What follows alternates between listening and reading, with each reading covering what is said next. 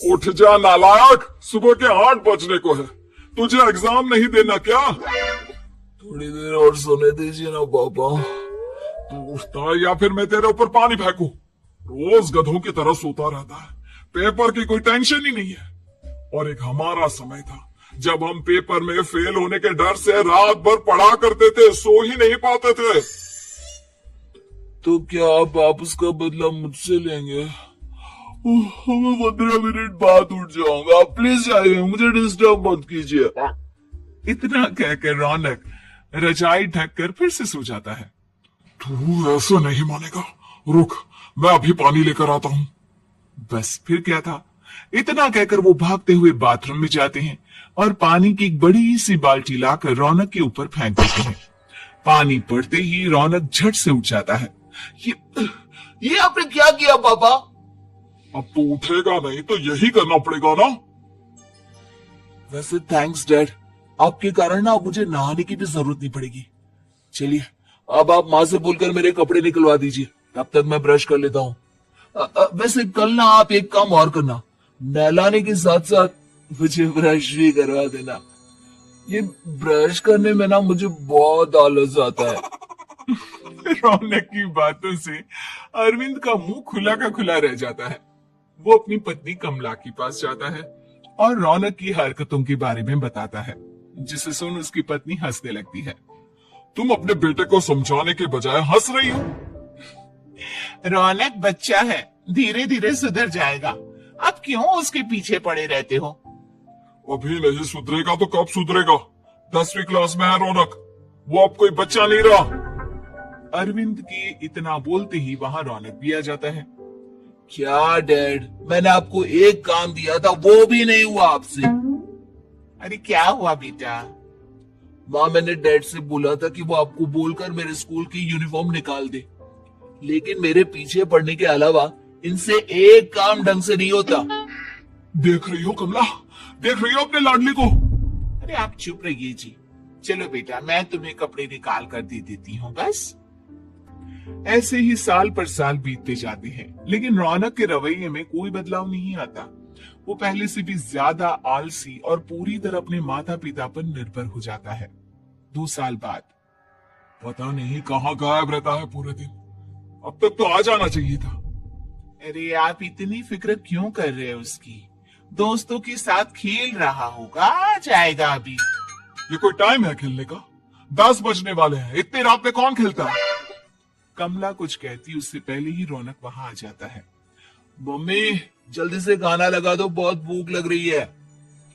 तुम्हें तब तक खाना नहीं मिलेगा जब तक तुम बता नहीं देते कि इतनी रात गए कहां से आ रहे हो। ओ प्लीज डैड, अब आप एसीपी प्रद्युमन बनकर मेरे सर पर बंदूक लेकर मत बैठ जाना। अपनी फालतू की बकवास बंद कर और बता कहां से आ रहा है। माँ अब समझाइए ना डैड को। बता देना बेटा, इनको भी तसल्ली हो जाएगी। आप बोल रही हैं तो बता देता हूँ, मैं दोस्तों के साथ मूवी देखने गया था, इसलिए देर हो गई। तू इन सब चीजों में मेरे पैसे उड़ाता है? कभी 1 रुपया कमाने के बारे में सोचा है तूने? जब देखो हवा की तरह पैसे उड़ाता रहता है। माँ अब आप इन्हें चुप करा दीजिए, वरना ना मुझे गुस्सा आ जाएगा। अच्छा क्या कर लेगा? बता ना क्या कर लेगा तू? वैसे बात तो ठीक ही है, मैं कर ही क्या सकता हूँ। पैसे तो फिर भी मैं आपसे ही मांगूंगा ना। चलिए अब ये सब बात छोड़िए और मम्मी मेरे लिए खाना लगा दीजिए। अभी लगा देती हूँ बेटा। मैं बता रहा हूँ कमला, एक दिन ये ऐसे ही बिगड़ जाएगा। ओफो, आप क्यों इतना पीछे पड़े रहते हो मेरे बच्चे के?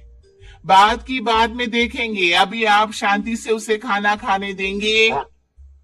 अगले दिन। डैडी मुझे 10,000 रुपए चाहिए। हाँ?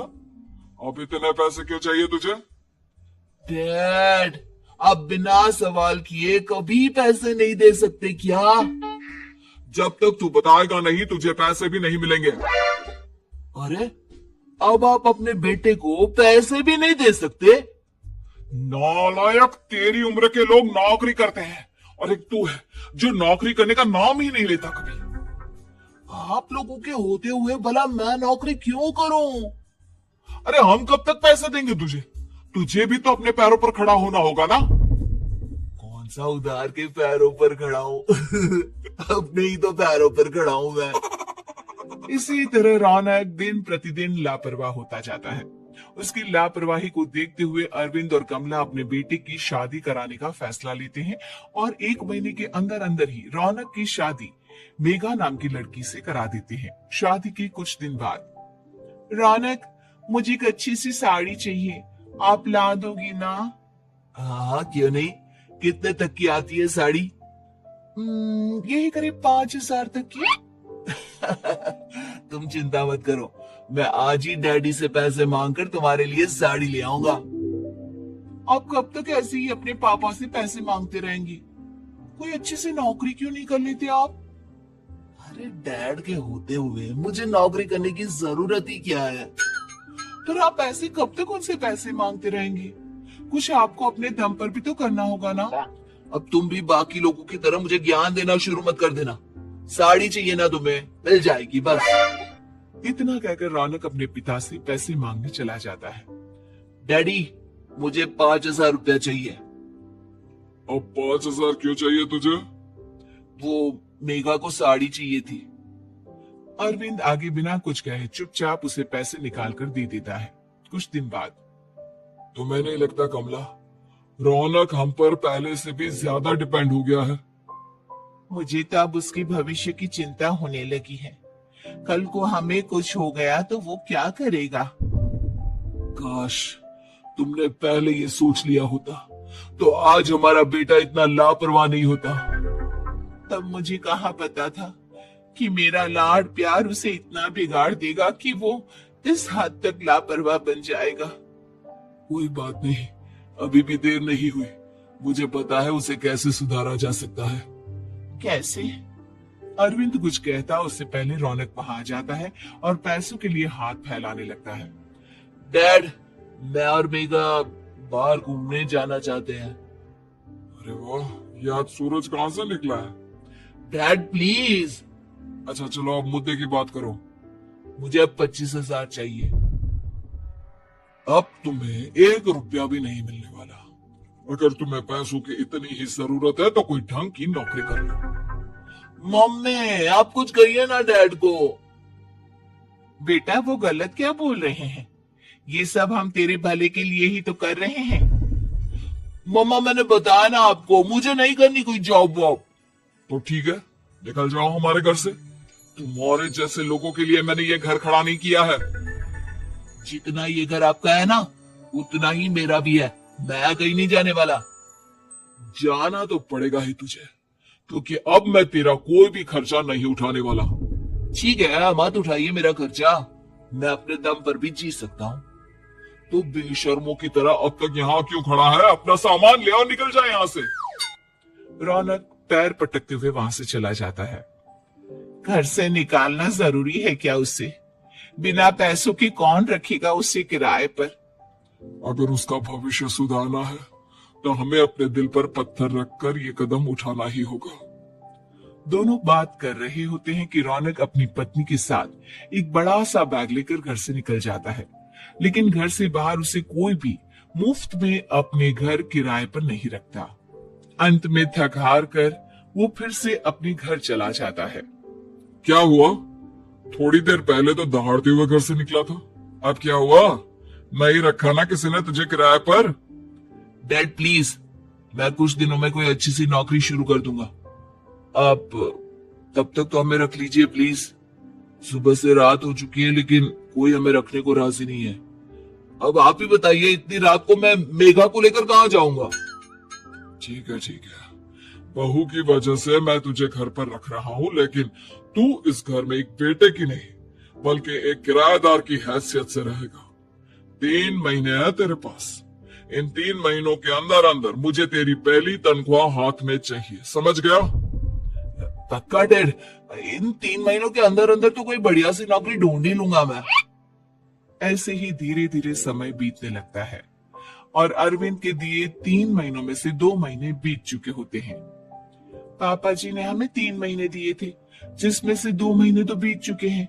अब ये आखिरी महीना बचा है। अरे तुम चिंता मत करो, आज मेरा ना 2 जगह इंटरव्यू है, दोनों में से कहीं ना कहीं तो जॉब लग ही जाएगी। अच्छा, all the best. Raunak interview के लिए निकल जाता है, जिसके बाद शाम में रौनक घर आता है। कैसा गया इंटरव्यू? आपकी नौकरी लगी या नहीं? अरे पहले सांस तो ले लेने दो अच्छे से। बताइए ना, मुझसे तो जरा भी इंतजार नहीं हो रहा है। वो दरअसल बात यह है कि मेरी नौकरी तो लग चुकी है, लेकिन पैसे बहुत कम है। कितने पैसे हैं? 15,000। इतने में अरविंद और कमला मिठाई का डिब्बा लेकर आ जाते हैं। बधाई हो बेटा। हम जानते थे तेरी जॉब जरूर लगेगी। लेकिन मेरी सैलरी बहुत कम है मम्मा। कम है तो क्या हुआ, धीरे धीरे बढ़ जाएगी।